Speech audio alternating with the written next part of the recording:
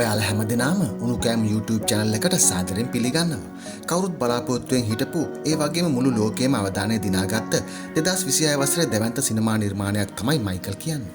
මේ චිත්‍රපටය හුදෙක් ගායකයෙකුගේ ජීවිත කතාවට වඩා එහා ගිය මනුෂ්‍යයෙකුගේ ජයග්‍රහණය, පරාජයන් සහ වේදනාකාරී අත්දැකීම් සමුදායක් කිව්වොත් නිවැරදි. මයිකල් ජැක්සන් කියන්නේ නමක් විතරක් නෙවෙයි. ඒක යුගයක්. අන්නේ යුගයේ ආරම්භයේ ඉඳන් ඔහුගේ ස්වර්ණමය කාලය දක්වා දිවෙන අපුරු සිනමා අත්දැකීමක් තමයි මයිකල් 2026 කියන මූවි එක.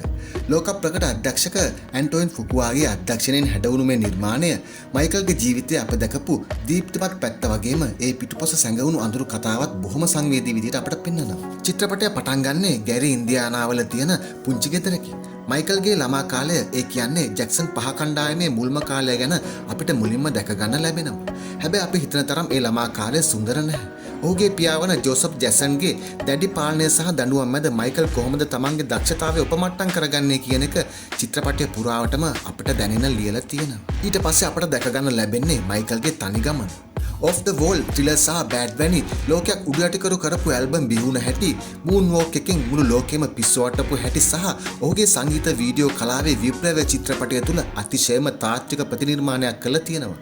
විශේෂයෙන්ම 1984 පෙප්සි වෙළඳ දැන්වීමක් අතරතුර ඔහුගේ හිසට ඇතුණු බලපතල පිලිස්සුම් තුවාලයක් සහ ඒ නිසා ඔහු විඳපු වේදනාව මේ කතාවේ හැරවුම් ලක්ෂයක් විදියට පෙන්වනවා. මේ චිත්‍රපටයේ තියෙන විශේෂම දේ තමයි මයිකල් ජැක්සන්ගේ චරිතයට පනපවන්නේ ඔහුගේම සහෝදරයෙකුගේ පුතෙක් වන ජෆාර් ජැක්සන් වීම. මේ චිත්‍රපටය තුර ජෆාර් ඉතාම විශිෂ්ට ලෙස මයිකල්ගේ චරිතයට පනපවනවා. ඔහුගේ නර්තනය, හඬ සහ හැඟීම් ප්‍රකාශ කරන විදිය මයිකල්ට කොච්චර සමානද කියන එක ඔයාලට මේ චිත්‍රපටය නරඹලම තීරණය කරන්න පුළුවන්. ඒ වගේම මයිකල්ගේ පියා ලෙස රංගනයෙන් දායක වන කොමල් ඩොමිනුගේද රංගනය අතිවිශිෂ්ටයි. හැබැයි මේ සිනමා සිත්තම ප්‍රේක්ෂකයන් අතරට එන ගමන නම් එච්චර ලේසි වුණේ නැහැ. මයිකල්ගේ ජීවිතයේ තිබුණ විවිධ ආందోලනාත්මක සිදුවීම් නිසා සමහර පාර්ශ්ව වලින් මේ චිත්‍රපටයට මුල ඉඳලම ලොකු විවේචන ආවා. ඒ වගේම මේ වගේ මුළු ලෝකයක්ම ආදරය කරන දැවැන්ත චරිතයක් තිරය උඩට ගන්න එකම නිර්මාණකරුවෙකුට ලොකුම අභියෝගයක් වුණා. ඒ මදිවට ෆිල්ම් එක හරියට තිරගත වෙන්නත් කලින්ම යම්කිසි මඩ ප්‍රචාරණයක් අන්තර්ජාලය තුලත් දියත් වුණා. ඒත් ඒ කිසිම දෙයකින් මේ නිර්මාණයේ තියෙන වටිනාකම අඩුුනේ නම් නැහැ. මොන බාධකයක් ආවත් මේ ෆිල්ම් එකේ අනාගතය නම් අතිශයින්ම දීප්තිමත් කියලා කිසිම සැකයක් නැතුව කියන්න පුළුවන්. දැනටමත් ලෝකේ පුරාම ඉන්න රසිකයෝ බොහොමයක් ආදරෙන් මේක වැළඳගෙන ඉවරයි. ඉදිරියේදී බිලියන ගාණක ආදායම් වාර්තා තියලා සිනමා සම්මාන උළෙලවල් වල පවා හොල්ලන්න මේ නිර්මාණයට පුළුවන් වෙයි කියලා අදහස් පළ වෙමින් තියෙනවා.